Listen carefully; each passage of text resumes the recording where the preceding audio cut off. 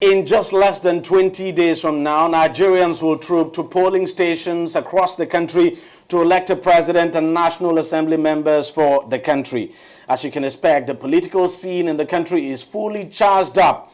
A number of presidential candidates, especially the two leading candidates, incumbent Muhammadu Buhari of the ruling APC and PDP's Atiku Abubakar, have upped the tempo of their campaigns and crisscrossing the country to canvass support. President Buhari was recently in the southeast of the country to campaign there. His rallies in the region attracted quite a sizable crowd, especially when you consider that he is not seen as popular in that area. In the 2015 election, he couldn't muster up to 200,000 votes from the entire 5 states of the southeast. It remains to be seen if the outcome would be different this time around. But Buhari's main challenger, Atiku Abubakar, is not seen as facing a tough challenge in the southeast. His running mate is from that region, and one of the major socio-cultural organizations in that region, the Ohanaeze Ndigbo, has endorsed him and asked the people of the region to vote for the Atiku Obi's ticket. Where Atiku is expected to face a tough challenge is in the southwest of the country, where the running mate of President Buhari comes from. We'll wait and see how things would pan out on that score. Now, there are also other top candidates such as Kingsley Moghalu, Omoyele Sowore, and Fela Durotoye, all running as well, who, as you know, of course, they are all in the race. And all these candidates have been intensifying efforts to shift the odds in their favor ahead of the presidential elections, which, of course, comes up on February the 16th. Now, the biggest female candidate and a former Minister of Education, Ezekwesili, shocked her supporters and even her party on January the 24th when she announced her withdrawal from the presidential race. Ezekwesili, who announced her withdrawal in a very lengthy statement, says she is withdrawing from the race to focus on building a coalition now to challenge the ruling All Progressives Congress and the opposition People's Democratic Party PDP in the 2019 general elections. She also said the decision followed extensive consultations with leaders from various walks of life now, despite opposition from her party. But the big, the Bring Back Our Girls campaigner will not have things all her own way. Shortly after her announcement, her party, the Allied Congress Party of Nigeria, that's ACPN, withdrew its support for her candidacy and endorsed President Muhammadu Buhari's re-election bid. The party has also accused Ezekwesili of using its platform to negotiate to be Nigeria's finance minister. It also hinted at a plot to sue her in court. The Independent National Electoral Commission has also weighed in. It has rejected her withdrawal. The INEC spokesperson, Rotimi Oyekomi, in a statement says it's impossible for any presidential candidate to withdraw from the race when it's less than 45 days to the polls. It's still not clear if her name will be on the ballot. And it's not just in the ACPN that we're witnessing political drama. Another one has been playing out in the Social Democratic Party, SDP, where the appeal court has reinstated Donald Duke as the presidential flag bearer of the party, removing Jerry Ghana. The court in the ruling dismissed the judgment of a federal high court which had replaced Duke with Ghana, a former Minister of Information. This then means the former governor of Cross River State will now represent the party in the election, unless, of course, the matter goes to the Supreme Court and Ghana gets a judgment in his favor. By the way, all this happened within the space of 24 hours, and you can as well bet that we have not seen the last in terms of political drama and intrigues as far as the 2019 general election goes. All right, joining me on the program right now to discuss some of the issues happening in the political scene in the country is Otumba Femi Carrena, who is a special advisor to the National Vice Chairman Southwest of the PDP, and he's also the Chairman of Media and Publicity of the Jimmy Agbaje Campaign Council in Lagos State. Thank you very much, Otumba, for coming on the program. My pleasure. You look at, the campaign trail. The APC, of course, seemingly doing well, attracting crowds. Your party as well, the presidential candidate, attracting crowds wherever he goes to. You look at what we have seen in the southeast of the country, for instance. President Buhari was there. recently. Your candidate too has been there and, of course, will be there again. You look at the permutations and all of that. What do you think is likely to play out in the southeast of the country? Because, everybody would appear to have given it to your party because your vice presidential candidate is from that part of the region, and then you have Ohanaeze Ndigbo endorsing your candidate as well. Thank you, Deji. The point is, people are just tired of APC. People are just tired of President Muhammadu Buhari's capacity to deliver. So it's not about our vice presidential candidate coming from the southeast. No. So that will not be a factor? No, it might be a factor considering the geopolitical thing that we do in Nigeria. But the most important thing is go to Damaturu, go to Afikpo, go to Zamfara, come to Lagos. People are suffering. Don't let's play politics. Brass tacks. What was everybody's condition 3.5, 4 years ago? Where are you today? Businessman, a cobbler, a trader, a hawker. Where are you today? Is your life better off? So what is a government supposed to do? That's on one side. Two, everybody said there was a problem with Jonathan. So Jonathan got to go. We have a political party and a candidate, then Muhammadu Buhari as a candidate, not as a president, who seemingly had all the answers to our problems. Naira was going to be 1-on-1, $2. Children are going to be served food. Children have been served food now. Well, I mean, it's relative. Whatever. What kind of food are they serving them? Millions. I mean, what kind of food are they serving them? Are they serving them in Lagos? Well, at least something has been served. We don't see. The one I saw on the social media I have seen. Let's put that aside. So let's question ourselves. Where were we 3.5 years ago? No. What are we doing now? And Nigerians are taking a position. Nigeria are deciding.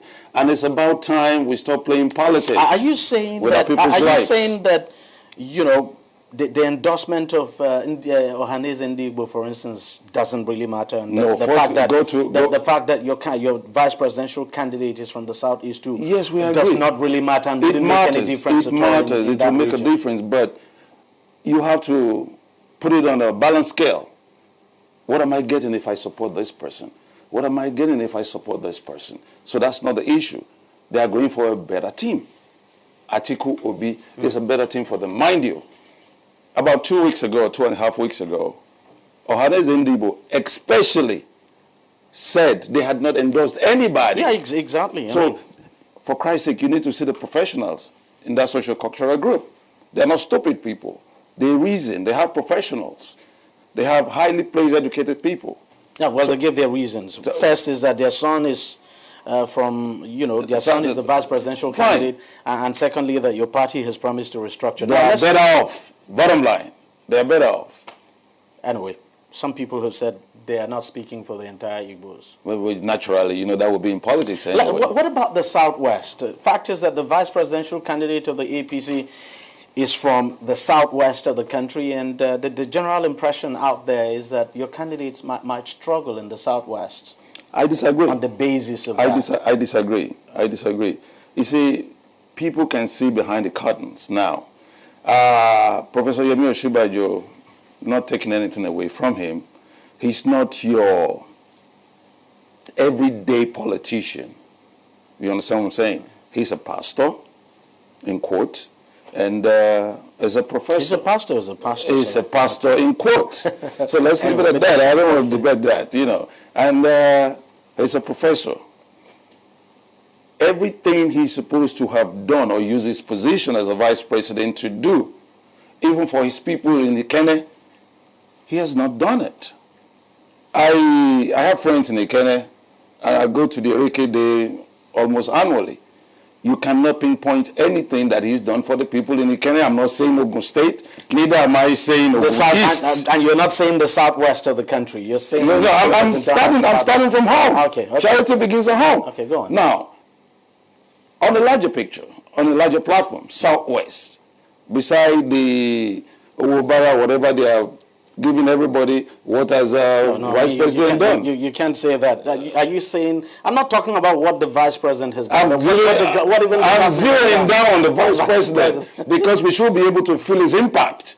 He's one of us. What kind of impact now would you want to feel other than see the government carry out construction? For starters, we know how Nigeria works. Okay, for starters, let's put a general hospital in Ikene. For starters, for people of his own clan. But part of the problem is that in your own party now, I mean, let's face it, the presidential candidate is not from the southwest of the country.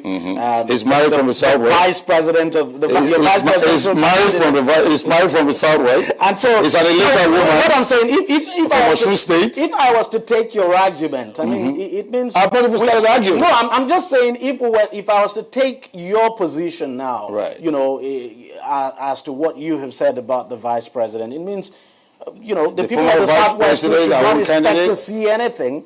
The people of the Southwest should not expect to see anything if your candidate became the president, because the fact is that your main candidate, the presidential candidate, is not from the Southwest. The vice presidential candidate is not from the Southwest. No, I disagree.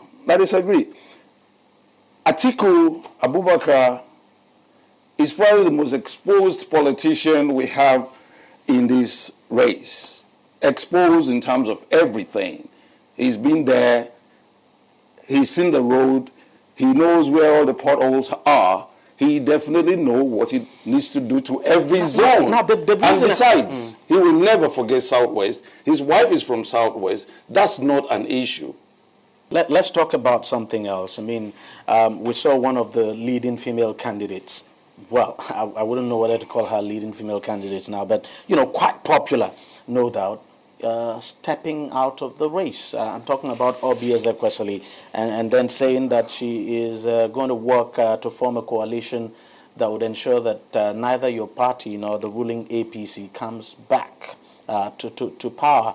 First is, what do you make of you know, her decision to step out of the race? Very unfortunate, because she's representing all the women in the country, all the women in the world, in the most populous black nation in Africa. It's very unfortunate. And were you expecting her to perform any magic in the election? I didn't see it coming. It's not the matter of winning. She's making a statement. And Femi was my oga back in the villa when I was in the villa, but stepping out, backing out of the race, she's not laying a good example for all the other women that want to come out, because she's become a role model for a lot of women out there. Stepping out of the race is not speaking well of her. And INEC telling her that it's too late for her to contest, or it's too late for her to drop out, she should go ahead and finish the race. Now, but she's been very critical of your party as well, as the APC. I mean, she's not spared anything. She has to do whatever she has to do. Very critical. And then she says she's forming a coalition to ensure that your party doesn't come back to power. Who are the people that are going to be in coalition? Are they going to come from Ghana? Are they going to come from Ivory Coast? Well, the point is that you must understand. You have other presidential candidates that we understand she's talking with to form that broad coalition now to ensure. We have started well, but we are not there yet. And there's nothing wrong in her trying. Nigeria as a whole, Nigeria as a case study, we are not there yet. But you think any coalition of that nature could make any dent at all? No, I don't see it. I don't see it. Unfortunately, I don't see it. This is Africa. This is Nigeria. That thing called enlightenment, that thing called education, that thing called civilization is not there yet. That's why somebody can sit down somewhere and yank out a governor and put another governor in there and tell you, everybody go and vote for him. And they are going. Educated people. But we're in Africa. So I don't see any impact. So you think she might as well just be wasting her time? She should just go ahead and finish the race. She will be a hero to a lot of people. That's what I think. Even when her party has decided to pitch a tent with the president. Now check that out. Check that out. No, but check that out. But the party has got the right to decide what it wants. The party, I'm on national TV, you know, the party has done wrong. Even if they're going to support anybody, they should bring in their presidential candidate and ask some questions. Why are you quitting? Encourage her. The party too says it was not consulted. Are you listening to me? Yeah, I'm listening. Two wrongs don't make a right. You know that, Deji. So I'm saying she has taken that decision. What is right for the elders in the party to do? Or the elders in the party. Invite her. Miss Obi, why are you doing this? You are making us look bad. Okay, we understand this, we understand that. Fine. So what do we do next? Should we now merge? Should we do this? Should we do that? She went this way, the party too went this way.